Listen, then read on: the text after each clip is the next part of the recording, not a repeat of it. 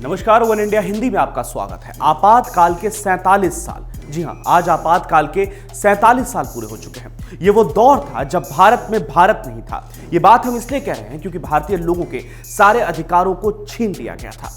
ये उस दौर की बात है। उस दौर में अखबार तो छपते थे, लेकिन कलेक्टर के ऑफिस में, कलेक्टर की निगाहों के सामने। उस दौर में नेता तो होते थे, लेकिन जेल में बाहर जो होते थे उनका पता भी आज तक नहीं पता चला।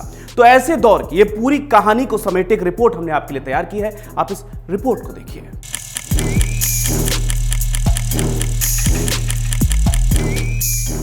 आज की तारीख महज तारीख नहीं, बल्कि उस तारीख को समेटे एक याद है जिसको कोई शायद ही याद करना चाहे। आज से पूरे 47 साल पहले आज ही की रात से भारत में भारत नहीं था, बल्कि कानून था। कानून जो आपके अधिकारों की रक्षा नहीं करता, बल्कि आपके अधिकारों को छीन लेता है। आज से पूरे 47 साल पहले 25-26 जून की दरमियानी रात भारत में दमन के अभूतपूर्व दौर की शुरुआत हुई। एक हस्ताक्षर हुए और सब कुछ बदल गया। दरअसल तत्कालीन प्रधानमंत्री इंदिरा गांधी के कहने पर राष्ट्रपति फखरुद्दीन अली अहमद ने आपातकाल के आदेश पर हस्ताक्षर कर दिए थे। यह हस्ताक्षर महज हस्ताक्षर नहीं थे, बल्कि कश्मीर से लेकर कन्याकुमारी और गुजरात से लेकर असम तक के लोगों के अधिकारों को छीन लेने का एक शासनादेश था। 25-26 जून की उस काली रात भारत में लगे उस काले दाग को आज भी नहीं मिटाया जा सकता। भारत में ये तारीख इतिहास के पन्नों में अंकित है। भारतीय लोकतंत्र पर लगे बदनुमे दाग के तौर पर इस तारीख को अगले 21 महीने तक देखा गया।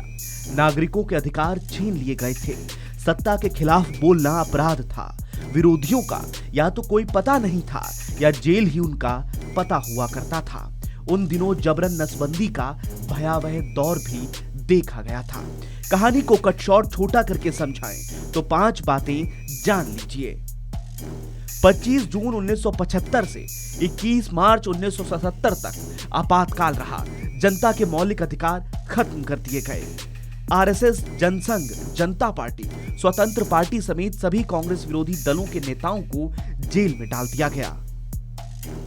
अखबारों पर सेंसरशिप लागू कर दी गई। सरकार जो चाहेगी वो ही लिखा जा सकता था। धरना प्रदर्शन, चुनाव, सब पर रोक लगा दी गई। जनसंख्या नियंत्रण के लिए नसबंदी अभियान चलाया गया। 13 साल के बच्चों से लेकर 65 साल के बुजुर्गों की नसबंदी कर दी गई। ये वो दौर था जिस दौर में अखबारों को भी हिदायत थी कि जो हमको है पसंद तुम वही बात करोगे। अखबार छपता जरूर था, लेकिन पहले कलेक्टर के दफ्तर में खुलता था।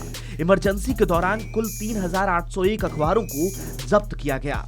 327 पत्रकारों को मीसा कानून के तहत जेल में बंद कर दिया गया। 290 अखबारों में सरकारी विज्ञापन बंद कर दिए गए। ब्रिटेन के द टाइम्स और द गार्जियन जैसे कई समाचार पत्रों के 7 संवाददाताओं को भारत से निकाल दिया गया। ये सब कुछ हुआ था क्योंकि इंदिरा गांधी के खिलाफ विरोध था। उनकी सरकार पर संकट था।